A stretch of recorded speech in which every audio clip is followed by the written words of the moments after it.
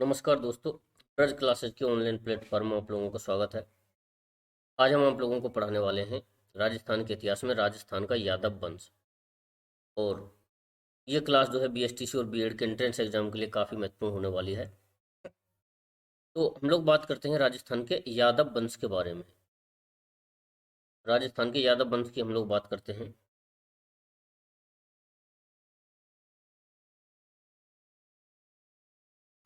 देखिए, राजस्थान का यादव वंश, ठीक है। तो यादव वंश की राजस्थान के अंदर दो रियासतें थी। यादव वंश की राजस्थान के अंदर रियासतें थी दो। एक रियासत थी करौली और एक रियासत थी जैसलमेर।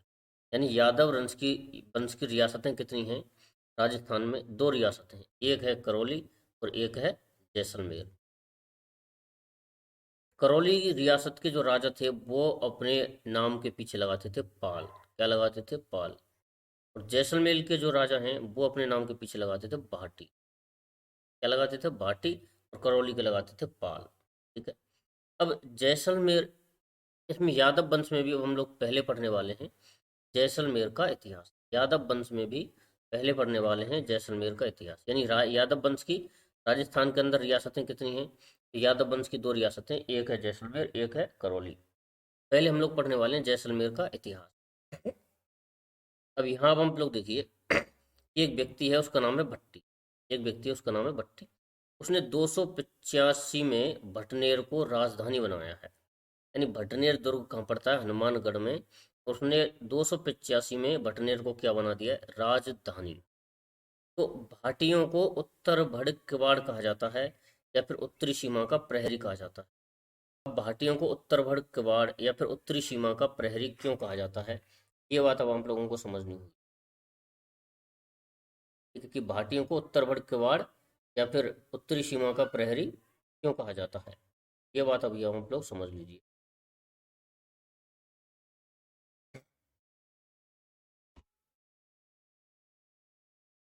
देखिए, ये है राजस्थान का उत्तरी भाग। और यहाँ यहाँ पर पड़ता है हमारा भटनेर दुर्ग। ये है राजस्थान का उत्तरी भाग और यहाँ पर पड़ता है भटनेर।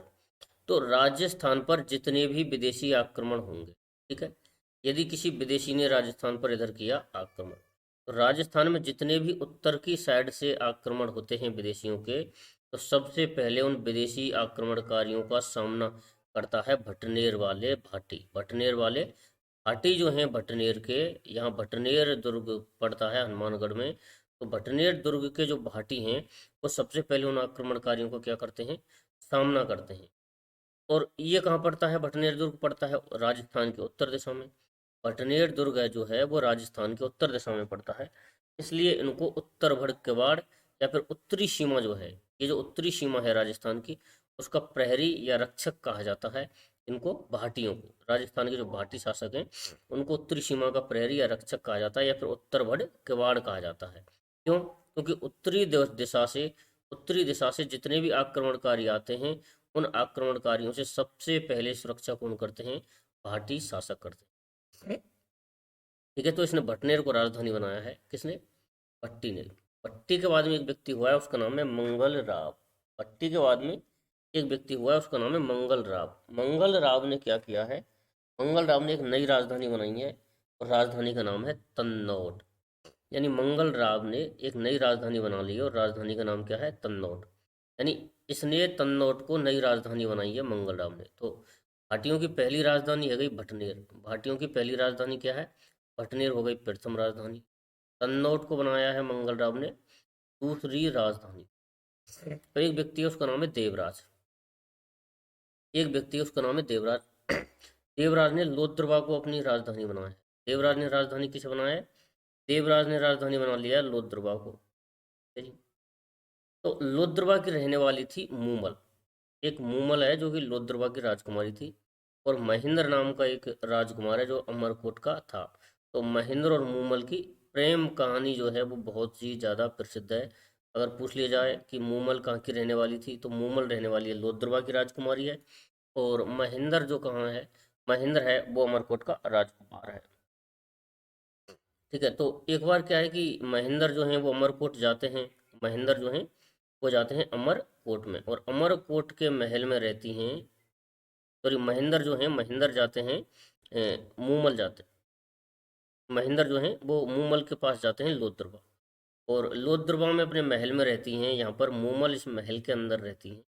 और यहाँ पर एक बार क्या करते हैं, अमरकोट के जो राजकुमार हैं महेंद्र, वो मूमल को देख लेते हैं। महेंद्र जो हैं, महेंद्र यहाँ पर मूमल को देख लेते हैं। यहाँ से महेंद्र जो हैं मूमल को देख लेते हैं, और वो मूमल की सुंदरता से काफ़ी प्रभावित होते हैं। तो इस प्रकार से मूमल जो है वो महेंद्र को पसंद करने लगते हैं, और दोनों गांधर्व विवाह कर लेते हैं। गांधर्व विवाह कर लेते हैं मूमल और महेंद्र। उसके बाद में अमरकोट से, मान लो यहाँ पर क्या है, यहाँ पर अमरकोट है, यहाँ पर है अमरकोट। अमरकोट से प्रतिदिन अपने ऊंट पर बैठ करके, अमरकोट से प्रतिदिन महेंद्र जो है वो अपने ऊंट पर बैठ करके प्रतिदिन आता है यहाँ पर मूमल से मिलने के लिए। अमरकोट से, अमरकोट से अपने ऊंट पर बैठ करके महेंद्र प्रतिदिन लोद्रबा की राजकुमारी मूमल से मिलने के लिए आता है। ये बात जो है अमरकोट के अंदर, अमरकोट के अंदर जितनी भी महेंद्र की रानियां हैं, तो महेंद्र की रानियां जो हैं अमरकोट के अंदर, उनको पता चल जाता है कि भाई हमारा पति जो है महेंद्र, ये रात को जाता कहाँ है। अब ये जाता है मूमल के पास में रात को, ठीक है जी। मूमल कहाँ की है, लोद्रवा की। तो जब इनको पता चल जाता है तो एक दिन ये क्या करती हैं, महेंद्र का, महेंद्र की रानियां जो हैं उसका ऊंट बदल देती हैं, ऊंट बदल देती हैं। पहले जिस ऊंट से जाता था उस ऊंट को ये रास्ता पता था, और ऊंट जो है नियत स्थान, नियत समय पर जा करके मूमल के पास में महेंद्र को छोड़ देता था। जब ऊंट बदल दिया तो महेंद्र, ऊंट जो है, नया ऊंट क्या है, रास्ता भटक गया। नया ऊंट जो है, नया ऊंट रास्ता भटक गया, और महेंद्र जो है वो मूमल के पास में समय से नहीं पहुंच पाया। जब महेंद्र समय से इसके पास नहीं पहुंचा तो मूमल महेंद्र का इंतजार करके सो जाती है। और मूमल के पास में मूमल की एक छोटी बहन होती है जो कि सो जाती है मूमल के पास में ही, और उसने जो है लड़के के कपड़े पहने हुए थे। तो जब लेट पहुंचता है महेंद्र और अपनी प्रेमिका मूमल के पास में एक किसी इंसान को देखता है वस्त्र कपड़े पहने हुए, तो वो सोचता है कि इस मूमल के साथ में तो किसी और व्यक्ति के संबंध हैं। तो महेंद्र जो है यहाँ से बिना मूमल से मिले ही अमरकोट वापस आ जाता है, और मूमल के पास नहीं जाता है। फिर क्या होता है कि एक दिन मूमल ही अमरकोट जाती है महेंद्र के पास मिलने, और जब महेंद्र के पास मिलने जाती है तो मूमल यहाँ पर संदेशा भिजवाती है कि मुझे महेंद्र से मिलना है और मेरा नाम है मूमल। तो जब महेंद्र के पास ये संदेश जाता है, महेंद्र अपने जो संदेश लेकर आता है उससे कहता है कि कह दो उस लड़की से कि महेंद्र तो मर गया है। और ये बात सुनकर के मूमल भी वहीं पर अपने प्राण त्याग देती है। तो इस तरह से मूमल और महेंद्र की प्रेम कहानी थी। और तो आप देखिए अगला राजा है जैसलमेर। अगला राजा कौन है, अगला राजा है हमारा जैसल भाटी। तो जैसलदेव भाटी ने जैसलमेर की स्थापना की, और जैसलमेर में सोनारगढ़ या सोनार किले का निर्माण करवाया। जैसल भाटी ने जैसलमेर के किले का निर्माण करवाया है। जैसलमेर का किले का नाम है सोनारगढ़ या सोनार किला। ये जो किला है जैसलमेर का किला, ये त्रिकूट पहाड़ी पर स्थित है। जैसलमेर का किला जो है वो है त्रिकूट पहाड़ी। जैसलमेर का किला त्रिकूट पहाड़ी पर स्थित है। जैसलमेर का किला त्रिकूट पहाड़ी पर स्थित है, ठीक है जी। जैसलमेर का किला जो है त्रिकूट पहाड़ी पर स्थित है। और दोस्तों एक त्रिकूट पर्वत है, उस पर कैला देवी का मंदिर है, या फिर कैला माता का मंदिर जो है वो है त्रिकूट पर्वत पर। और कैला माता का मंदिर पड़ता है करौली में, कालीसिल नदी के किनारे। और ये है सोनारगढ़ किला। सोनारगढ़ किला पड़ता है आपका जैसलमेर में। सोनारगढ़ किले का निर्माण करवाया जैसलदेव भाटी ने, या जैसल भाटी ने। जैसल भाटी ने जैसलमेर की स्थापना की है 1155 में, और नई राजधानी बनाया है जैसलमेर को। यानी जैसल भाटी ने 1155 में जैसलमेर की स्थापना की है और नई राजधानी बनाया है जैसलमेर को। और जैसलमेर में सोनारगढ़ किले का निर्माण करवाया है इसने, जैसल भाटी। जैसल भाटी के बाद में आता है मूलराज, मूलराज फर्स्ट। जैसल भाटी के बाद में आता है मूलराज फर्स्ट। जैसल भाटी के बाद में आ जाता है मूलराज फर्स्ट।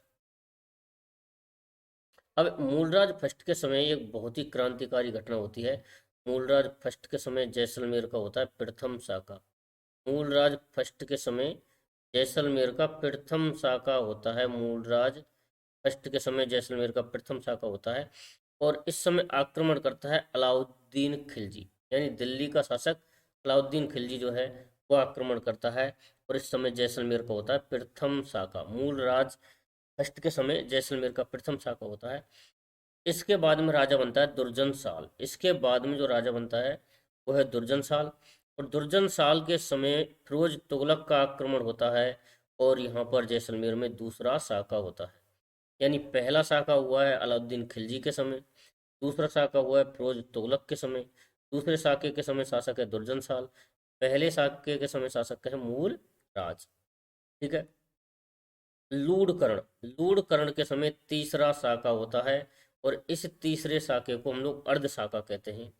अब इसे अर्ध शाखा क्यों कहते हैं? क्योंकि इस शाखे के दौरान जब लूढ़कर्ण के समय पर शाखा हुआ था तो उस समय जितने भी वीर थे उन्होंने तो केसरिया किया था, परंतु जितनी भी महिलाएं थी महिलाओं ने जौहर नहीं किया। यानी इस तीसरे शाखे के अंदर जौहर नहीं हुआ, तीसरे शाखे के अंदर जौहर नहीं हुआ, जौहर नहीं हुआ था। इस तीसरे शाखे के अंदर जौहर नहीं हुआ था, इसलिए इसको हम लोग अर्ध शाखा कहते हैं या फिर अर्ध शाखा कहलाता है। तो हुआ क्या था इस शाखे में?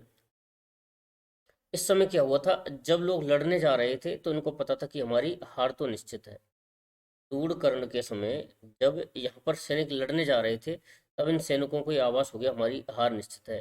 तो उस वक्त दुर्ग के अंदर जितनी भी महिलाएं थीं, महिलाओं ने कहा कि आप ऐसा करो, हमारी गर्दन काट जाओ और तब जाकर के लड़ने जाओ।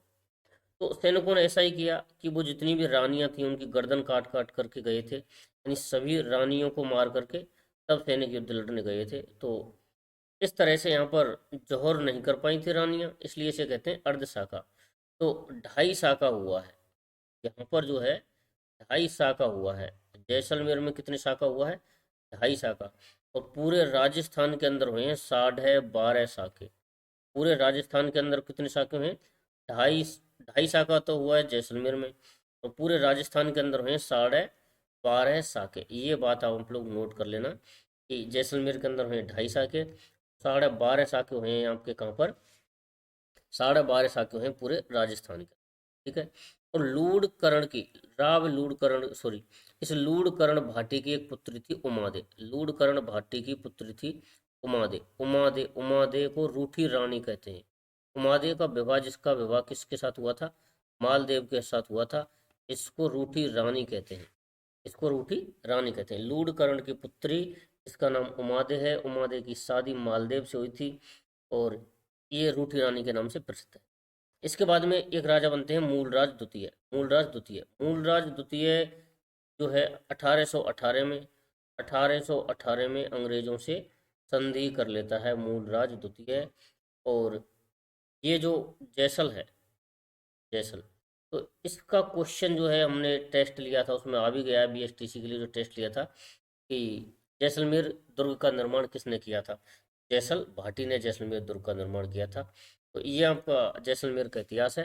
यदि आप लोगों को हमारी वीडियो पसंद आई हो तो चैनल को सब्सक्राइब करें और वीडियो को लाइक करें, अपने दोस्तों के साथ भेजें। वीडियो को अंत तक देखने के लिए आपका बहुत बहुत धन्यवाद। इसी प्रकार की और वीडियो के लिए हमारे साथ जुड़े रहिए।